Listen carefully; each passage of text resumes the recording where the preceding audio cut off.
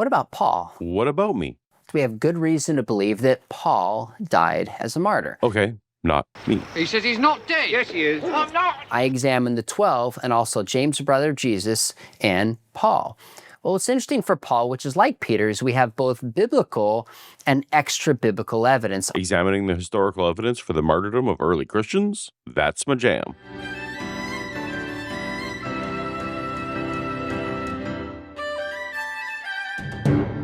Welcome to Paulogia, where a former Christian takes a look at the claims of Christians. And more often than expected, those include the apologetic shouting point that we should believe the resurrection story because all of the apostles were violently killed for saying that Jesus rose and no one would die for a lie. Of course, I once debated Sean on this topic, and he conceded that his claim is not backed by facts and Christians shouldn't use it. I think there's also been a hyper trust by many Christians who read martyrs and says, hey, they all died as martyrs, and they proclaim it. Well, I've made that claim in the past, so I repent on this show from making that before I did my research. That should be corrected as well. But that basic concession doesn't mean that Sean is being sufficiently rigorous on his oft-cited treatise of the fate of the apostles, which recently got a second edition for its 10th anniversary. I often feel alone in my shouting that the emperor has no clothes when it comes to the evidence for legends of the first followers of Jesus. So I was beyond thrilled when friend of the channel, Chrissy Hansen, published this bold, peer-reviewed paper about the deaths of Peter and Paul. So I'm very excited to have her compare her research with the best research that Christian apologetics community has to offer. Hello, hello, hello. Thanks for having me, Paul. And don't worry, I'm not selling a course yet. But I must say I have been itching to talk about this topic for a while because I'll be real with all of you today. I don't think there is good evidence that a single one of the apostles was martyred by the Romans. But today, looks like Sean will just be discussing the Apostle Paul. So let's dive in. Now, Paul's not one of the 12, but given his importance to the early church, I examined the 12 and also James, brother of Jesus, and Paul. Well, what's interesting for Paul, which is like Peter, is we have both biblical and extra-biblical evidence, although the biblical evidence is very different than the evidence we have for Peter. I wouldn't say the evidence is that different, Sean. The evidence is bad for both of them. So in 2 Timothy chapter 4, verses 6 through 7, here's what Paul writes. He says, "For I am already being poured out as a drink offering, and the time of my departure has come. I fought the good fight. I finished the race. I have kept the faith." So right off the bat, before Sean says anything else, I want to note something. Even assuming, for the sake of argument, that Paul did write this letter, is this evidence that he was actually executed? No. At the very best, Paul feels hopeless about his prospects in terms of this material flesh life. Why is that, though? Is he actually going to die, or is it just the horrible situation? If any of you have read Candida Moss's book, God's Ghostwriters, for instance, then you know prisons were no joke in antiquity. They were miserable places. Torture and starvation were common. They were dark pits in the ground where essentially spies were among you, waiting for you to slip up, and where people would just give information about you in exchange for early freedom. Of course, Paul would feel hopeless about his prospects here. So just off the bat, I don't think Sean has a case with this letter. Now, I believe, and assumingly you believe, that this is written by the Apostle Paul himself. It's canonical. If so, then here's a case where Paul, towards the end of his life, realizes he has been the apostle of persecution. He is suffering, and he's at the point where his life is going to be taken from him. He has ran the race, he's proclaimed the faith, and he has suffered so much, his life is about to be taken from him. But that is not what Paul actually said. Now, is it, Sean? The letter does not tell us his life will absolutely be ended, but only that Paul thinks it will, assuming generously he wrote the letter. But if we believe Christian tradition, such as in Acts 14, where Paul is stoned and nearly died, he had plenty of reasons to think he might be killed in various scenarios. So is this evidence of his final execution by the Romans? Does Paul say who his captors are, where he is held captive, what the circumstances of his captivity are? No. He says nothing except that he expresses hopelessness for his material life. It demonstrates nothing. So if Paul really wrote this, as I believe, he knows he's at the point where his life is going to be taken from him. Not knows, Sean. He believes it will. And those are two very different things.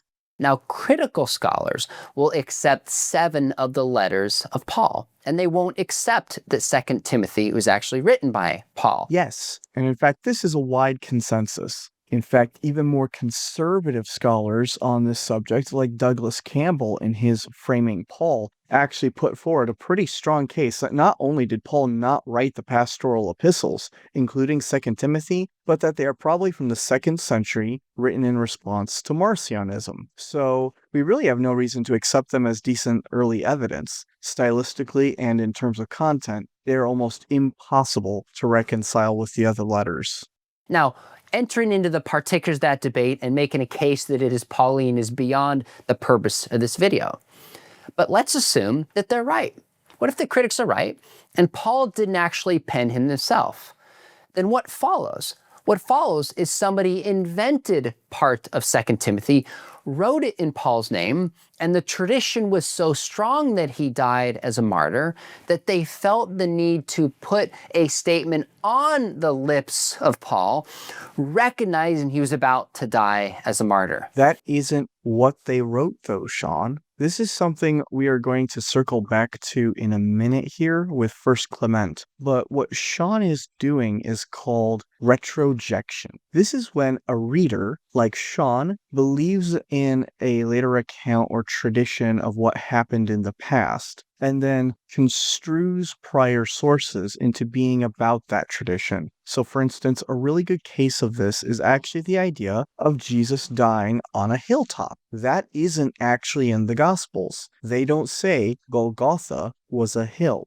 But we now retroject that hilltop imagery back onto Golgotha and just presume any reference to Golgotha is a reference to the hilltop when we create images of Jesus' crucifixion. Sean is doing the same thing. He is assuming this text is about Paul's martyrdom, and therefore Paul must recognize that he is about to become a martyr here, instead of just having natural fear given his situation of imprisonment. If pseudo-Paul here thinks that he might be executed, that does not mean that the author of this letter actually thought Paul was martyred, but that he may just be using this as a literary motif to express Paul's hopeless situation and what the grace of God has in store for his followers in the case of eventual death. It does not need reflect the tradition of Paul's execution under Nero whatsoever.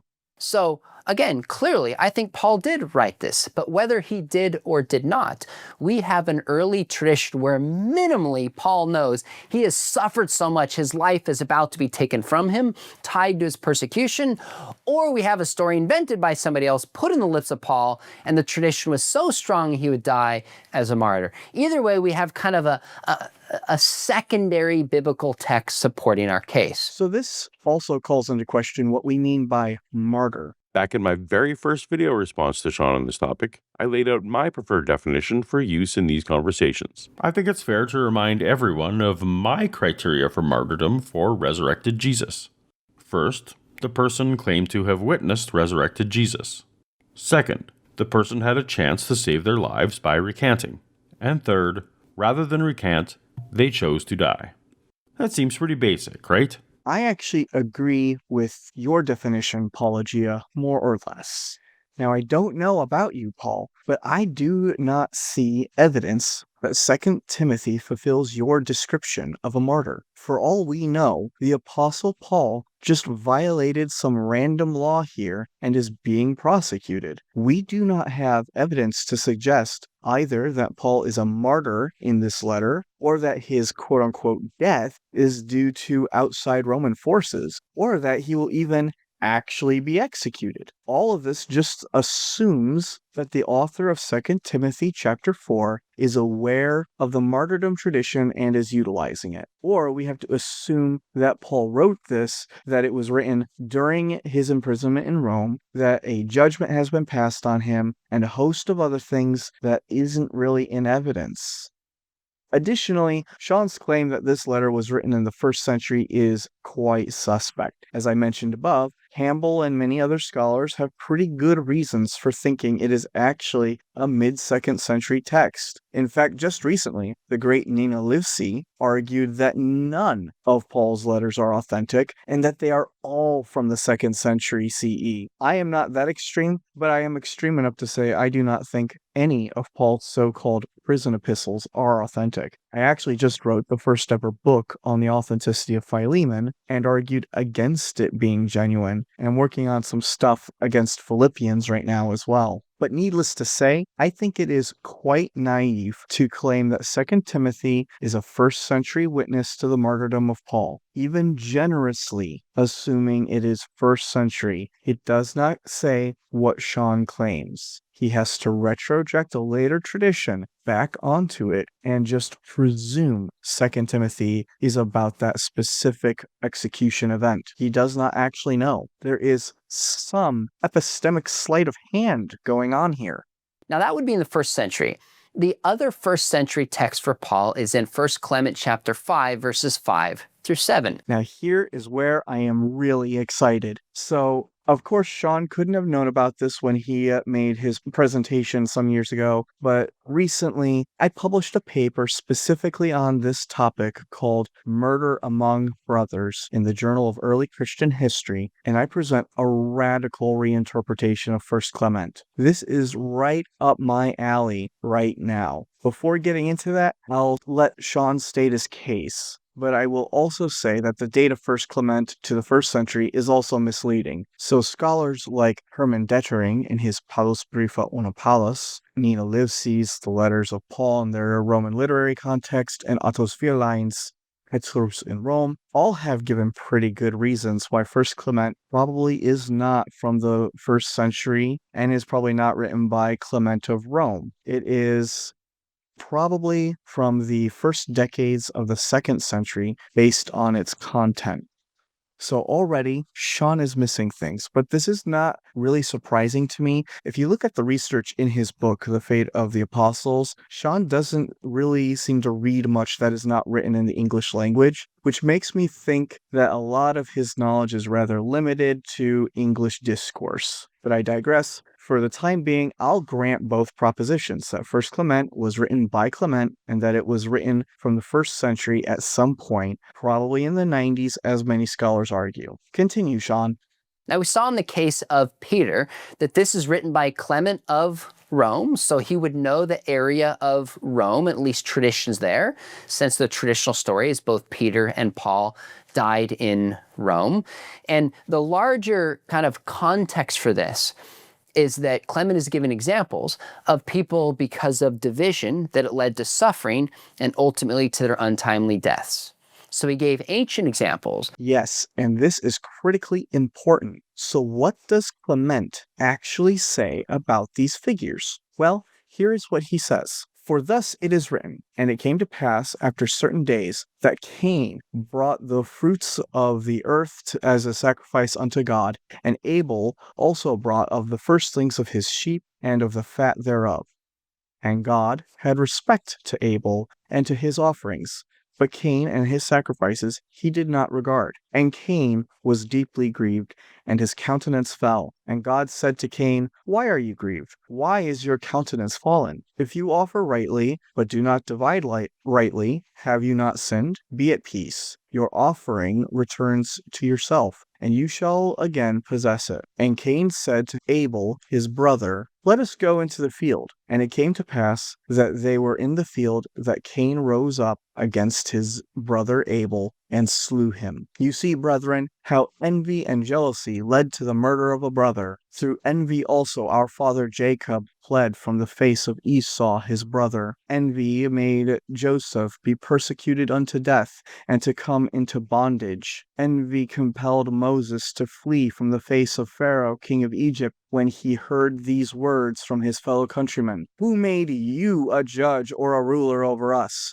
Will you kill me as you killed the Egyptian yesterday? On account of envy, Aaron and Miriam had to make their abode without the camp. Envy brought down Dathan and Abiram alive to Hades through the sedition which they excited against God's servant Moses. Through envy, David not only underwent the hatred of foreigners, but was also persecuted by Saul, king of Israel. So you can see the first example he gives is by quoting from Genesis and using Cain and Abel. Here, a brother kills his brother. The next example is envy that caused the separation of Jacob and Esau. Again, two brothers. Envy also leads Moses fleeing Egypt, specifically the envy of his countrymen, the Israelites in captivity, his brethren. Aaron and Miriam had to make their abode outside the camp because of envy of the other Israelites. Dathan and Abiram are cast into Hades because they envied Moses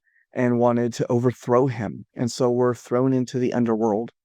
And David faced not just hatred from foreigners, but most importantly, from his own king, Saul. You notice a pattern? All of these examples are people facing consequences, often death, as a result of envy between kin, their countrymen and family, all those who should be a united front, all of them from the same people group or community. Clement's whole point here is talking about how envy divides the community, causes its members to hate each other and to turn on each other. And this is an important point because, as I discuss in my paper, this is the context for his mentioning the deaths of Peter and Paul. Now he says, let's move to modern examples in our own generation of people who also suffered to the point of death because of their proclamation. He says the best examples are Peter, and in this passage he lists Paul. It says, because of jealousy and strife, Paul pointed the way to the prize for endurance. 7 times he bore the chains, was imprisoned. He was sent to exile and stoned. He served as a herald in both the East and the West and received a noble reputation for the faith. He taught righteousness to the whole world and came to the limits of the West, bearing his witness before the rulers. We certainly have this in Rome at the end of Acts. And so they were set free. He was set free from this world and transported up to the holy place, having become the greatest example of endurance. So there's going to be a lot to discuss here, but I firstly want to note just some immediate issues. In this text, it says that Paul went to the farthest limits of the West before he finally died. Does that accord with any of those later martyrdom traditions? No. Those have him die in Rome, executed by Nero. In fact, if we believe Acts, and that Acts ended just before Paul's execution, then he never reached these points in the furthest limits of the West. So just off the bat, we already have reason to dismiss the idea that 1 Clement is recounting the known persecution tradition about Paul. We cannot retroject it back onto 1 Clement. We already have evidence they are not in alignment. Now, clearly, Clement believes that Jesus is the greatest example of endurance. But apart from Jesus in the apostles, he refers to Paul as the greatest example of endurance. Now, how could he call him the greatest example of this if he didn't die in a manner similar to Jesus? This is where the context and some of the statements of Clement tell us that this is a reference to the martyrdom of Paul. Now I'm going to get into my new theory. My paper is pretty radical as a reinterpretation of 1 Clement chapter 5, but I think it is a good one. Firstly, notice back when Sean says that Paul is killed by the rulers of the world. Well, the word is not archon or similar, which we would definitely be more akin to human rulers, like what we find in the Pauline letters, like in 1 Corinthians chapter 2 or in Romans chapter 13. Instead, the Greek word used here is ἡγούμενος, conjugated in the masculine plural, which is actually much vaguer, especially in Christian usage. In fact, Clement himself uses it multiple times. The first time is in 1 Clement chapter 1, verse 3, where he refers to Christian leaders. The third time he uses it, after our topic right here in chapter 5, is in chapter 21, where it again refers to Christian leadership. Even to this day, Greek Orthodox leaders are called this. So actually, this translation that Sean uses is already assuming, that is retrojecting, that the text must mean Roman rulers, when it does not obviously mean that. It is retrojecting the later Christian tradition back onto 1 Clement. Next, we have to discuss this term to bear witness. This goes back to an ancient Greek word, here from the verb martyrio. This means to bear witness, and it is actually used in a lot of Greek legal discussions of the time. Basically, it means to give one's testimony to something, such as in a court. It did not originally indicate someone was executed for their faith, and in fact, there is no evidence for that meaning of the word until the late 2nd century, long after 1 Clement was written. 1 Clement uses the word elsewhere and never means this. For example, in chapters 44 and 63. So is Paul dying as a martyr to Roman execution in this passage? Doesn't actually look like it. And this is exactly where that previous context with all those envy situations comes back into play. So remember how everyone was dying or being cast out because of envy? Well, who are the envious people? They are always people from within the community. Clement's entire letter is about combating envy within Christendom. So does it really make sense for him to then list a bunch of martyrdoms as a result of non-Christian pagans and foreigners killing Peter and Paul? No. In fact, the most sensible reading in context is that Clement is talking about Christian leaders and that they were responsible for Peter and Paul's murders. There is even reason to think Clement is not talking about foreigners at all from two other passages. The first one is in 1 Clement 7, where he explicitly says, "These things, dearly beloved, we write not only as admonishing you, but also as putting ourselves in remembrance, for we are in the same lists, and the same contest awaiteth us."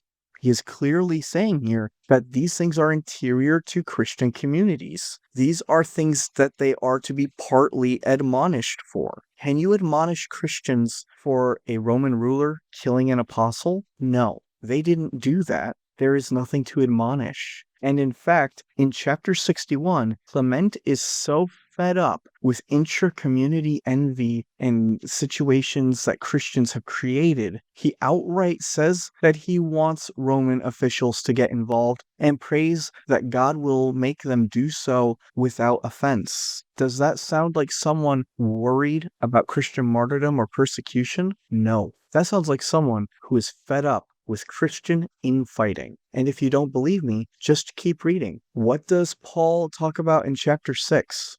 Families being broken up, spouses breaking apart, women made to imitate violent acts against their husbands like the Danaides. Those are, in the mythology, a domestic abuse and potentially like murdering your husband scenario, and more. The only evidence that people espousing the traditional view have on their side explicitly is that Clement mentions in chapter 6 that Peter and Paul's murders could be added to a great multitude of others. Now, some, like Sean in his book, argue this is referencing the Neronian persecution because it looks really similar to the multitude mentioned by Tacitus in his Annals, Book 15, Chapter 44. That's the infamous Neronian persecution narrative. But, of course, there are a lot of reasons to doubt this. Firstly, that Peter and Paul are added to the great multitude explicitly implies the multitude existed before them or in spite of them, which means it is cumulative. It isn't talking about a single event of persecution, which means it cannot possibly be the Neronian persecution that is being referenced here. The other main reason to doubt this is that Tacitus's account is both absurd and probably not historical. No other Christian source mentions it for hundreds of years. In fact, the first time Christians mention Nero massacring them in response to the Great Fire, it is specifically because they're using Tacitus's account. They seem to have conveniently forgotten this event even took place. All the earliest Christian accounts, to the contrary, depict Nero as just killing specific individuals. For readers interested, I have 2 papers on this subject published also in the Journal of Early Christian History called The Problem of Annals 1544 and The Number of the Myth. So what does all this mean? Well, there's no convincing evidence that the Neronian persecution even took place. And I'm not alone in thinking this. Brent Shaw, Candida Moss, and even 2 of the most recent biographers of Nero doubt this too. Not only that, but even if it did take place in some loose capacity, we do not have any reason to connect it to 1 Clement, because none of what 1 Clement says lends itself to a Neronian persecution interpretation. The multitude is just an accumulation, so that even probably Cain and Abel are to be included in this. It is a tally of all those who have suffered because of intra-community violence and envy. Furthermore, that Clement uses leaders, as so often for Christian rulers, gives us even better reason to suspect he is talking about intra-community violence. And this is basically the thesis of my paper. If we remove the interpretive lens that retrojects later tradition back onto 1 Clement, then what is left? Do Peter and Paul actually get martyred by the Romans in 1 Clement? It isn't obvious at all. Now, in response, some will, of course, say that ancient Christians were nonviolent and would never do something like this. But actually, recent studies and even Christians' own texts and history show a quite different picture. Justin Martyr, in the dialogue with Trypho, chapter 110, himself protests at the idea of Christians being involved in violence, which I think shows him protesting too much. You don't need to claim you are a totally peace-loving, non-violent cultist unless there were problems arising from you being associated with violence. In fact, just thinking about our own biblical texts, Paul himself in Acts is described as having gone about persecuting Christians with murderous intent. Peter killed 2 people once. And later Christians even condemned him for it, saying it was rash. Later legendary texts pictured Peter killing Simon Magus even. Peter even dismembered the high priest's slave by chopping off his ear, which Jesus then had to fix. The list just goes on and on and on. Christians had no difficulty imagining their leaders at the helm of violent actions against heretics and members of their own communities. So why should we? Why should we pretend that Christians were any different from their neighbors, especially when later Christians were quite involved in violently exterminating heretics, which Brent Shaw has talked about in his book, Sacred Violence, African Christians and Sectarian Hatred in the Age of Augustine. It is a double standard to pretend Christians were these innocent, well-to-do, peace-loving individuals. Christians were as human as you and me. They were just as envious and violently so as anyone else, which history has repeatedly borne out. Whether you are Jewish, trans, or even a minority of their own religion, like a Cathar, you were violently repressed en masse. The phrase, "let God sort them out," was uttered as a pretext to annihilate an entire city of heterodox Christians at the start of the Albigensian Crusade. Christianity has never been immune to violence or envy, and that is the best reading of 1 Clement if we remove the church's rose-tinted sunglasses through which Sean views all of history. So we have one equivocal example in 2 Timothy in the 1st century. And then we have 1 Clement 5, a more solid example of the martyrdom of Paul within the 1st century. Now, if we stay just within the living memory into the 2nd century, you'll notice we have 9 sources. The 2 Timothy source, there's a subtle reference in Acts, and you can look these up in the text and analyze them. So no, there is no reference to the martyrdom of Paul in Acts.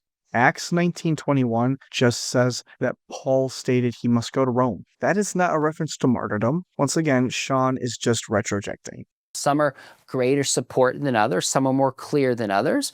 You have letters of Ignatius, Polycarp. So these are two other fun cases of misrepresentation. In this case, I think Sean has just misread these texts. For instance, Ignatius's epistle to the Ephesians, chapter 12 says, "For you are a passageway for those slain for God. You are fellow initiates with Paul, the Holy One who received a testimony and proved worthy of all fortune." The context is saying that Ignatius is where he is about to be executed, while the Ephesians are free. They are therefore a passageway of those slain for Christ. Does he say that Paul was killed by the Romans? No. Does he say that he died in Rome? No. And in fact, he's pretty vague about the entire notion of Paul's death here. So this is not evidence of a Roman execution of Paul. What about Polycarp? Well, he writes, "Therefore, I urge all of you to obey the word of righteousness and to practice all endurance, which you also observed with your own eyes, not only in the most fortunate Ignatius, Zosimus, and Rufus, but also in others who lived among you, and in Paul himself and the other apostles. You should be convinced that none of them acted in vain, but in faith and righteousness, and they are in the place they deserved, with the Lord, with whom they also suffered, for they did not love the present age." Does that say that Paul was martyred? No. It says that he suffered for the Lord, but this could just as easily refer to his imprisonments, the stoning in Acts that he survived, or any number of other things. Yes, it says that he was granted his place with the Lord, but never says he died as a result of execution by the Romans or similar. It is of no real consequence. So already, the next two sources which Sean cites are bunk. They do not show that Paul was martyred by the Romans and therefore are consistent with my own theory. Dionysius of Corinth, moving into the middle of the 2nd century. Now, this is another fun one. Dionysius of Corinth is actually really difficult to date. We do not have his letter actually extant as an independent text, but only quoted by Eusebius 2 centuries later, and frankly, we have a lot of reason to doubt the reliability of Eusebius. I cannot express this enough. He often messes with the quoted texts. For instance, in Historia Ecclesiastica 1:11, he adds words to Josephus's mouth when talking about John the Baptist. In Demonstratio Evangelica, Book 8, Chapter 2, he adds more words to Josephus's mouth that Josephus never actually wrote about the Maccabees. And in Historia Ecclesiastica, Book 2, Chapter 23, he outright fakes a quotation and falsely ascribes it to Josephus. It was actually a paraphrase from Origen, who in turn was misrepresenting Josephus. Needless to say, one trusts Eusebius' citations at their own peril. Anyways, Dionysius of Corinth, assuming he is from the 2nd century, wrote, presuming Eusebius is accurate, "Therefore you also have by such admonition joined in close union the churches that were planted by Peter and Paul, that of the Romans and that of the Corinthians.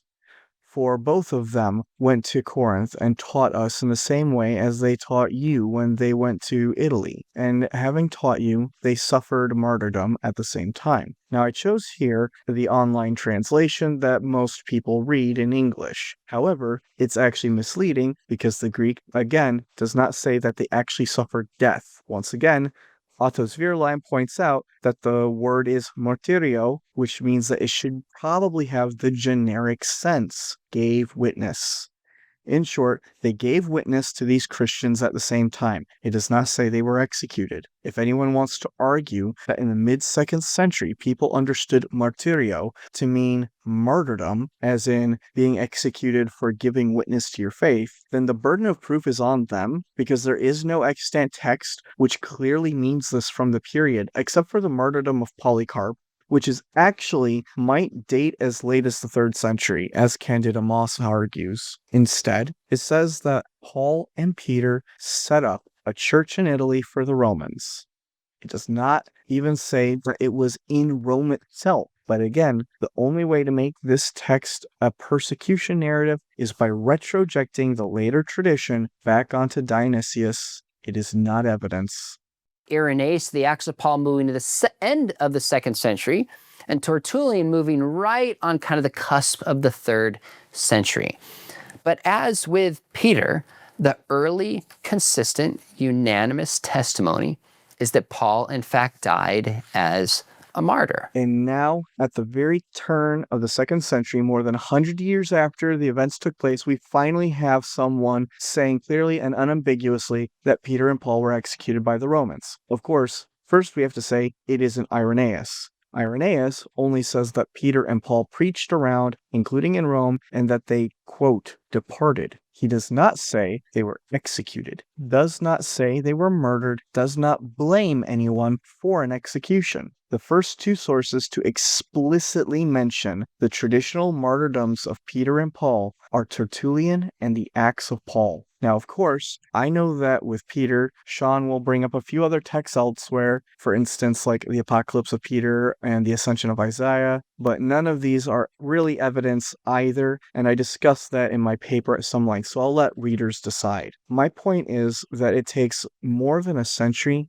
before any Christian seems aware of the fact that Nero killed Peter and Paul. And what is worse, the sources do not even say all of this universally. In fact, the Acts of Peter say that Agrippa killed Peter, not Nero. So I want to know, Sean, what does unanimous actually mean here? Because we do not have 2 unanimous testimonies about their deaths. We just have unanimous testimony that they died, but all humans die. That is insignificant. How they died, who killed them, when they died, where they died, etc. are all inconsistent in Christian sources, at which point we don't really have much to go on. Regardless, I'll just say for now that Sean is marginally right. Tertullian and the Acts of Paul do give testimony that Peter and Paul were executed by the Romans.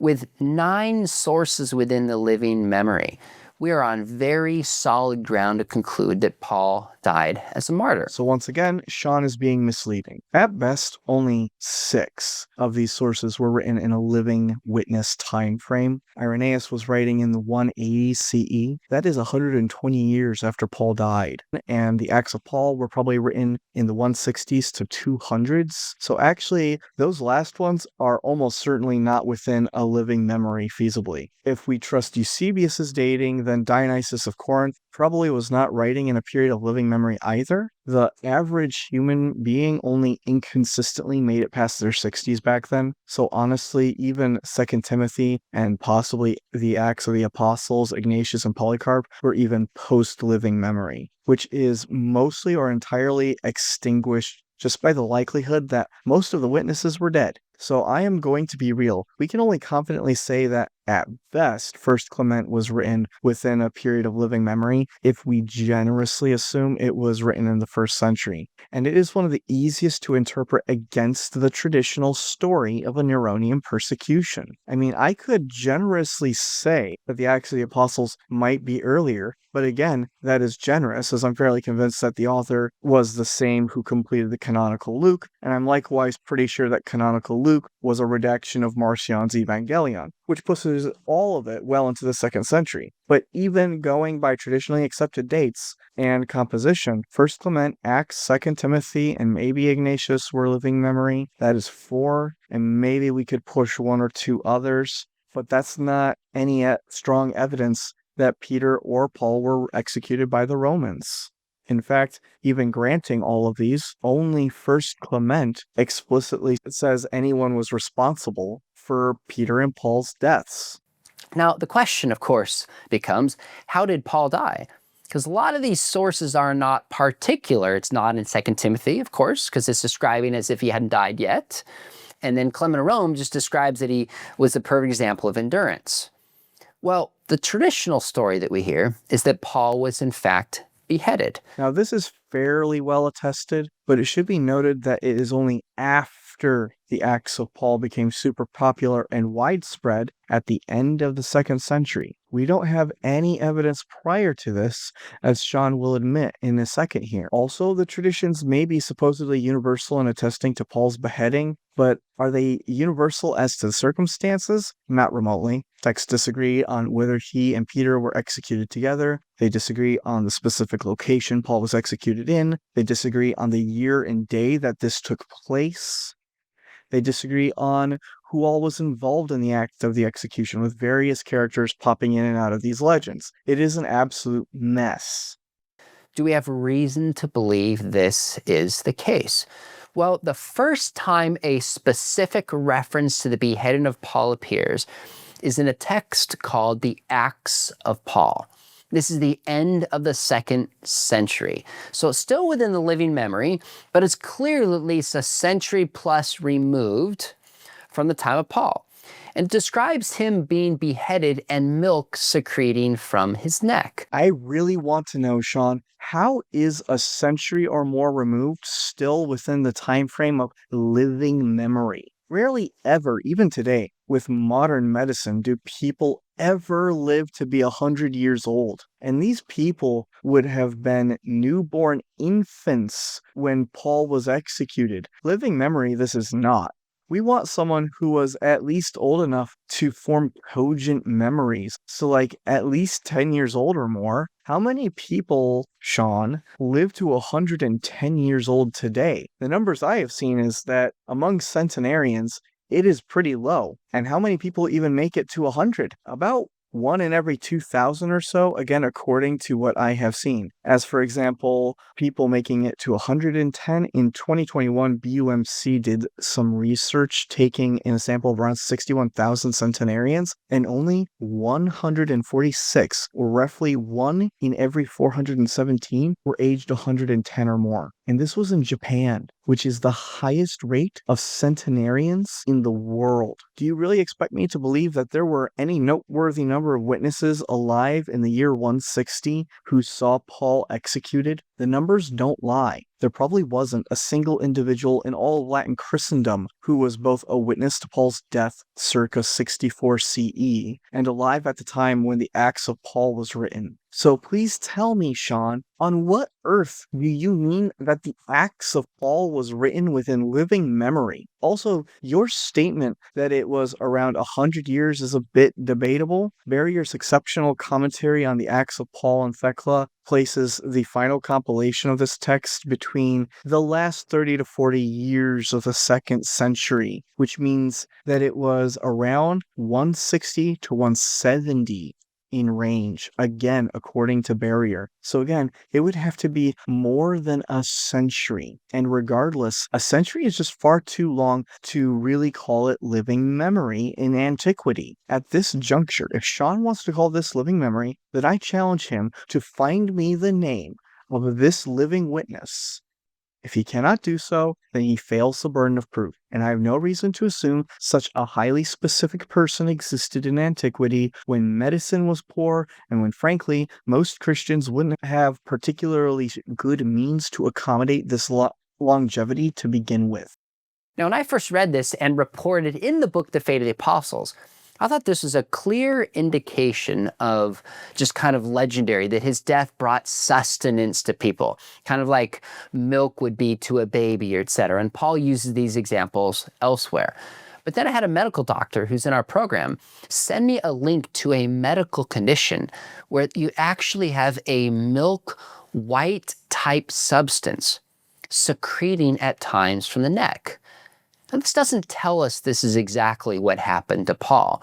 But that was enough to give me pause and go, maybe there is some historicity to this after all. Okay, so when a decapitation occurs, and I'm sorry, we're going to get gross here, and a little white substance comes out, this is not the same as what the text describes. Firstly, Sean's anecdote from a singular doctor doesn't really mean much to me, but the closest I could find is that this might be what's called chyle, a milky white fluid from the lymphatic vessel being damaged, which can happen when you get neck injuries, like a decapitation. The other possibility for what it is being talked about is purulent drainage, but this happens in wounds and indicates infections, so I'm going to rule that out since decapitations usually result in death and not survival long enough for a bodily infection. I will assume that maybe Sean is talking about chyle leakage. Ultimately, it is irrelevant. The Acts of Paul literally says that instead of blood, milk came out. This isn't just a white fluid with the blood. It is white milk instead of blood, meaning this decapitation victim somehow didn't bleed that red liquid we all have. So no, there is no historicity to that narrative, Sean, unless you mean to tell me that decapitated victims do not bleed actual blood, in which case I'm not sure we can have a rational discussion, because that is just what severed blood vessels and veins do. Bleed. And there happen to be lots of those in the neck, which get severed pretty quickly by sharp swords. But here's what we do know. We do know that there's a number of people in the Bible that were killed with the sword. This was a common way that somebody was put to death. We have this with John the Baptist. We also have it with James, the son of Zebedee, in Acts 12:2. And since Paul was a Roman citizen, he would have been spared the kind of crucifixion that was given to non-citizens. So we can't prove that Paul died by beheading, but I would say it's probably the most reasonable explanation, given the background data of what happened to the other apostles and this later account in the Acts of Paul. If I had to base my life on it, I'd say he probably was beheaded, but that's a confidence lower on our rubric towards maybe more plausible than not. So here's the thing, Sean. Yeah, a lot of people were killed by swords. A lot of people were beheaded. Those were indeed very common ways to be executed, including for Roman citizens. I'm firstly going to say, I don't think there's any good evidence to suggest Paul was a Roman citizen. That exclusively comes from Acts. And secondly, my question is, so what? In fact, the idea that lots of early Christian narratives describe beheading and sword execution as forms of martyrdom, like John the Baptist, is only good reason to suppose that the Acts of Paul had a literary archetype to model Paul's death on. Even that blood episode mimics other fictitious stories, like Jesus' wounds bleeding water. Martyrs bleeding milk, specifically, is actually a really common motif in ancient Christian literature. It isn't establishing evidence Paul was executed like this, or giving us verisimilitude. It is just giving me that much more reason not to take this source as a serious document attesting to his death. The fact that you think the beheading is more plausible than not, and you have nothing written even remotely close to Paul's lifetime documenting this, and the account that you have is filled with physically impossible things, like bleeding milk and no blood, is beyond me. If you want to do historically credible work, it means you apply rigorous and consistent scrutiny across the board. If I am given reasons not to trust the accuracy of a source, and I have no reason to trust any particular details therein, then why should I bother trusting any of it? This is my challenge to Sean. Give me one good reason to trust anything in the martyrdom account in the Acts of Paul as being historical. I don't care how you do it, as long as it is logically and historically valid and justifiable. This means no fallaciously retrojecting later traditions back onto earlier texts, no resorting to, well, God did a miracle or similar. You need to find epistemologically legitimate evidence, the kind of which you haven't offered any of us. The bottom line is it doesn't really matter how Paul was killed, being tied to his faith. What matters is that we have 9 sources within the living memory from the 1st and the 2nd century that are early, unanimous, and consistent that Paul in fact died as a martyr. Now I will agree. It doesn't matter to Christian faith how Paul died. That is, the manner in which the executioner ended his life. What Christians like Sean need is for Paul to have died a martyr. And on this front, I want to return to your standard here, Paulogia. Do these sources say that Paul was executed for his faith and given a chance to recant? Yeah, I can't recall any saying that, especially not the latter part. None of these earliest sources record a chance to recant. Seems pretty weak evidence to me that he died a martyr. But also, it is worse than that. None of the sources prior to the Acts of Paul and Tertullian even explicitly say that Paul was killed by the Romans for his faith. It isn't until the last decades of the 2nd century that anyone seems to attest to this specific tradition. Irenaeus just vaguely alludes to their deaths. Dionysius of Corinth does not attest to them even going to Rome itself. Neither does Ignatius or Polycarp. In 1 Clement chapter 5, it says Paul went to the utter ends of the West and then died. That doesn't sound like the tradition of him dying to Nero in Rome at all. 2 Timothy does not attest to any actual death occurring. It just goes on and on. So the most important part for the Christian faith here, that he died a martyr, is the one thing Sean has no decent evidence for. The first source is the Acts of Paul and Thecla, which gives us a completely unbelievable, nonsense account of his death. And the next source is Tertullian, and Tertullian himself mentions the Acts of Paul and Thecla in his own writings, so he isn't even an independent source. We effectively have just one source that says that Paul died by beheading and milk spillage from the wound. Is that compelling evidence that Paul was martyred? Because if the bar has to be set that low to get Sean's plausible marker, then frankly, I don't think Sean can functionally do history. The end of the story is this. 1 Clement 5 is probably our best early source for the deaths of Peter and Paul, and he records that Paul went before the leaders, who are very probably Christian leaders, given the context of what Clement is talking about. And just as Cain is killed by his brother, just as Moses fled because of his brethren, just as David fled the threats of Saul, just as families broke apart, etc., all because of intracommunal envy, so too the best interpretation is that these leaders, the rulers of the church, put to death Peter and Paul because of their envy. It was murder among brothers. And it would not be the last time that Christians chose to silence spiritual leaders and preachers who spoke in ways they disapproved of or because they were envious of their standing and popularity. In fact, while this is a bit stretched, the earliest evidence suggests that Peter and Paul directly disliked each other and disagreed on spiritual matters, as Paul remarks in Galatians 2, and early Christians pretty unanimously agree that Peter had a violent edge to him, and so did Paul for that matter. Two hot heads with violent streaks and a charged following together. Sounds like a recipe for disaster to me. We've seen murder over less. I'm not saying this is what actually happened, but this is more plausible than the non-evidenced martyrdom traditions that Sean has given. Until Sean can give me good evidence for the traditional accounts, which is not based on retrojecting those onto earlier innocent texts, then frankly, I don't think he can be taken seriously on the deaths of Peter and Paul, or really any of the apostles.